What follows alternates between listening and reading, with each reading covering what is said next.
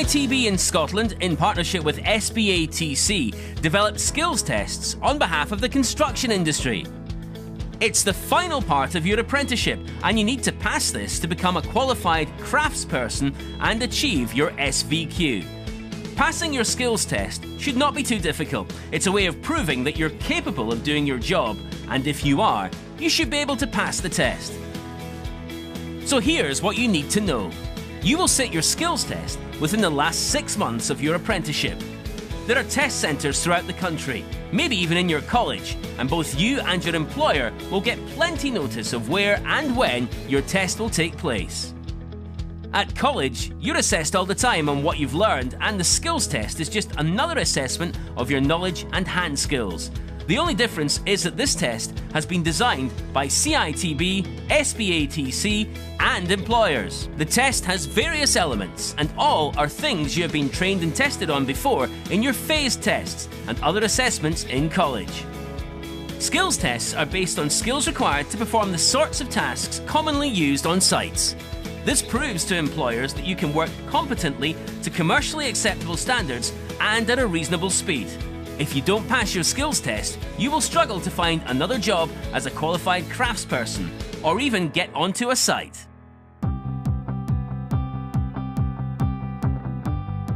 It's really important that you do as much as you can to prepare for your test. You should download the Test Candidate Guide from the CITB website to familiarise yourself with the content of the test. You also need to make sure you carefully read the joining instructions you've been sent. You should speak to your employer as soon as possible if you feel you need any refresher training, so that on the day you are confident and have the ability to pass. Make sure you know where your test centre is and how long it will take to get there. If you don't live near a test centre, don't worry, CITB and your employer will help you sort this out. On the day of your test, timekeeping is really important. If you are late, you won't be allowed to start the test.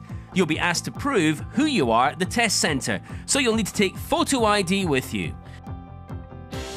You also need to take your tools to the test. You'll get a list of what's needed from CITB.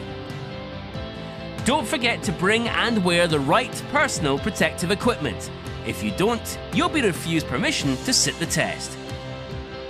Before you start, you'll get a detailed induction, and you'll be given a test booklet containing a description of the test. It's important that you read the information for each task before starting. Each task has a description, drawing, and a list of the standards and tolerances that must be met in order to pass each element. What it doesn't tell you is how to plan the work, so you have to arrange your own work program. Only after you have read these notes and feel confident in what you have planned should you attempt the task. On the day, you will be allocated a test area and a stock of materials you need. If you're unclear on any aspect of the test, please ask the invigilator for advice. That's what they're there for.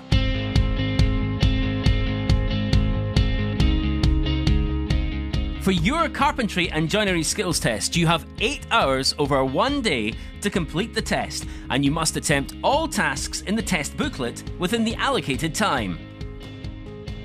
The carpentry and joinery tests are carried out on specially designed rigs. The rig is your test area and incorporates a number of tasks you must attempt. The test consists of the following 5 areas: fitting and fixing a mortise latch and latch set. You need to mark, fit and fix a mortise latch and latch set to an inward opening door to a specified height shown on the drawing.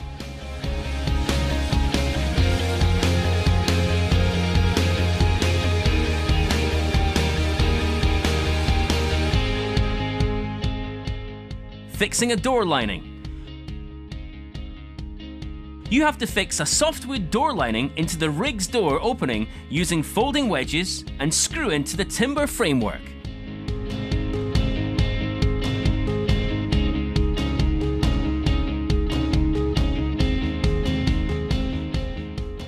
Hang a door to a rebated frame. You have to hang a door to the rebated frame on the test rig, making sure that it is hung to the hand shown on drawing.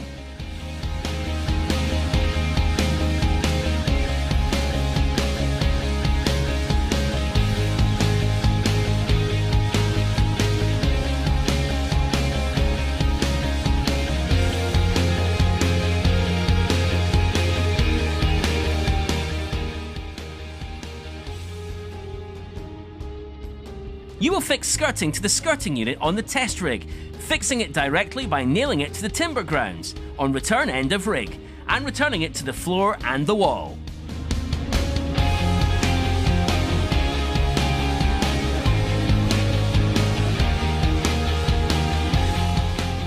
Cut and fix canopy members. For many, this is the most challenging part of the test. You will be asked to cut and fix canopy members onto the test rig with the plywood-faced wall plates already fixed. Remember though that this exercise only involves the everyday basic skills like measuring, setting out, cutting and fixing. You'll measure the length of the hip using a measuring rod to the corner of the plywood-faced wall plate before cutting the corner to expose the pre-cut end of the wall plate. Using the sliding bevel, you'll transfer cuts from the bevel sheet for the canopy members. The assessment process. Once you're finished and left the test centre, your test is marked by an independent assessor appointed by SBATC. They use a marking schedule which contains the same standards and tolerances as the test booklet you were given. They then record whether you have met the required standards for each point. Your test result will be either a pass or fail. There is no grading system, but you will be given your score later in a letter.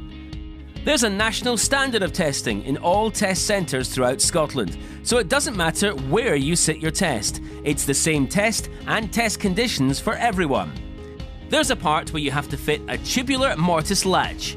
The assessor will check if the latch engages properly within the striking plate.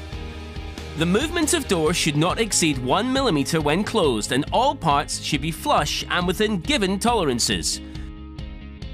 You will also be assessed on how you fitted a door lining within the rig. For example, they would check that the face and edge of the lining are plumb to within 3 mm, and that the head of door lining is level, and the face flush with steel framework. When assessing how you've hung the door, the assessor will check there is a clearance of 2 mm between the door and frame. The permitted tolerance is between 0.5 and 3.5 mm. On another part of the rig, you will be assessed how you fitted and fixed the moulding skirting. The assessor will check there is no overlap over 2 mm at the extreme ends of the miter joint and no doctoring of miters. During the test, you will have cut and fixed roof canopy members. The assessor checks that the seat, plumb and bird's mouth cuts are within tolerance of plus or minus 3 mm. They also check that the top of the jack rafters finish flush with the hip. Also checked are the distances between the rafter centres and that the rafters are parallel. During your test, a sliding bevel is used to take correct angles from the instruction booklet. Using these given angles, the plumb cut can be marked and sawn. Now you should have an idea of the test and the standards required.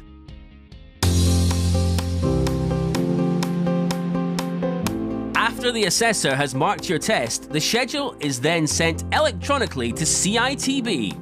CITB then check that your marks are within the pass limit agreed by the industry, and if they are, you pass. You and your employer will then receive a letter confirming this in the coming week. If you fail your skills test, your letter will explain in what areas you need further supervised experience on site, and possibly further refresher training in college. An application form to arrange a resit will be sent out, but you can also download it from the CITB website. However, it's important that, before booking a resit, you think about the areas you failed in and why. If you think you need more experience or training, speak to your employer or apprenticeship officer to arrange this. If you have only failed in one particular element and passed the rest, in some occupations, you may get the opportunity to take a partial resit. This involves only resitting that section. Once you have passed your skills test, you still have to complete the time served element of your apprenticeship to be a fully qualified tradesperson. Your SBATC registration form shows the date in which you will complete your apprenticeship. By this time, you should have achieved your Professional Development Award, core skills, and all other units of your SVQ. This, combined with passing your skills test, means you would then receive final certification for your SVQ Level 3 and Modern Apprenticeship. You'll be fully qualified to work on a site in any country in the world, help you get any future employment, or even start your own business. Finally, good luck when it's time to take your skills test. If you need any further information on skills testing, please look at our website, citb.co.uk.